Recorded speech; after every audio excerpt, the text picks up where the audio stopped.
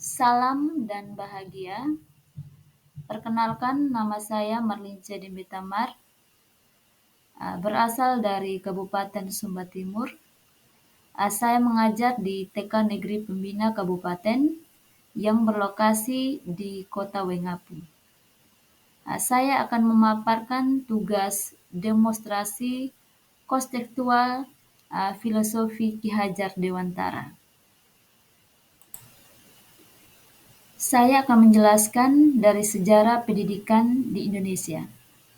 Pendidikan di Indonesia dilatar belakangi oleh budaya kolonial Belanda yang bersistem memerintah, memberi sanksi, dan diskriminasi, serta lebih mengarah pada hasil tes sumatif atau kemampuan dasar kognitif sebagai ukuran pintar tidaknya anak.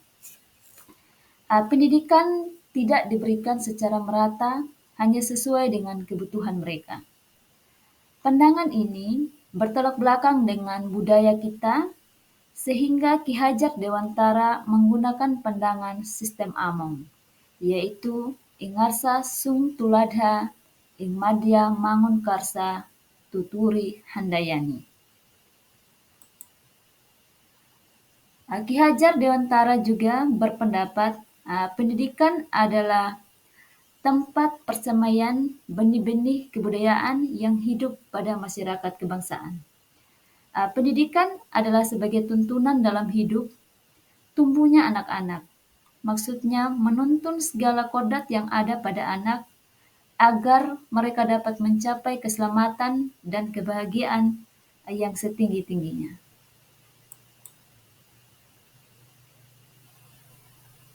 Dalam menuntun anak, dipengaruhi oleh kodrat keadaan. Kodrat keadaan adalah bagian yang tidak terpisahkan dari dasar pendidikan murid yang terdiri dari kodrat alam dan kodrat zaman. Kodrat alam berkaitan dengan sifat dan bentuk lingkungan di mana murid berada.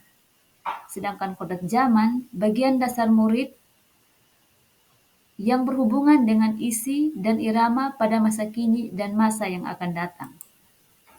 Sebagai pendidik, kita perlu tahu bahwa budi pekerti atau watak adalah hasil dari bersatunya gerak pikiran, perasaan dan kehendak atau kemauan, sehingga menimbulkan sesuatu tenaga. Dapat dimaknai sebagai perpaduan antara cipta dan rasa, sehingga menghasilkan karsa. Ki Hajar Dewantara berpendapat bahwa ia percaya kodrat manusia sebagai suatu yang sudah berisi tulisan yang samar dan belum jelas arti dan maksudnya. Beberapa hal yang saya lakukan di sekolah yang sesuai dengan filosofi Ki Hajar Dewantara adalah salah satunya adalah yang pertama membuat keyakinan kelas bersama anak-anak. Kesepakatan ini dilakukan dan disetujui oleh anak-anak dan hasil dari buah pikiran mereka sehingga dirangkum dan dibentuk menjadi suatu keyakinan kelas. Saya juga di lembaga pendidikan melakukan kegiatan pelima, yaitu membuat buku cerita bergambar bersama orang tua, guru, dan murid. Kegiatan ini dilakukan sesuai dengan konteks budaya dan konteks pendidikan setempat di daerah saya.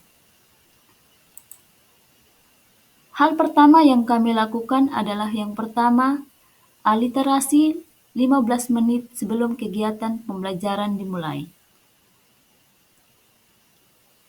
Kami juga mengenalkan literasi kepada anak-anak dengan berkunjung ke perpustakaan daerah tempat terdekat dari lokasi sekolah kami. Kami juga melibatkan anak-anak, melibatkan orang tua berkunjung ke perpustakaan dalam membaca buku cerita yang mereka minati. Di sini terlihat bahwa orang tua terlibat dalam pembelajaran mengembangkan literasi anak.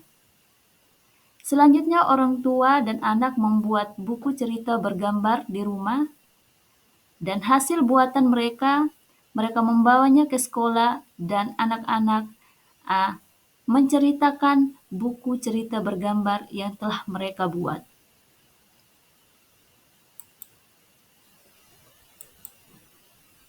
Tantangan dalam penerapan filosofi Ki Hajar Dewantara adalah saya belum maksimal memberikan pembelajaran dengan cara menuntun kepada semua murid yang beragam di dalam kelas. Solusi yang saya akan lakukan adalah saya akan belajar dari berbagai sumber cara menuntun anak yang beragam dalam kelas, salah satunya mengikuti pendidikan guru penggerak ini. Mari bersama melakukan proses pembelajaran sistem Among, bahkan lebih dari itu menyesuaikan dengan kondisi zaman. Mari tuntun anak-anak seperti Pak Petani yang merawat tanaman padi tanpa mengubah kodratnya menjadi jagung. Kita harus ingat tujuan pendidikan nasional adalah menuju profil pelajar Pancasila. Salam dan bahagia.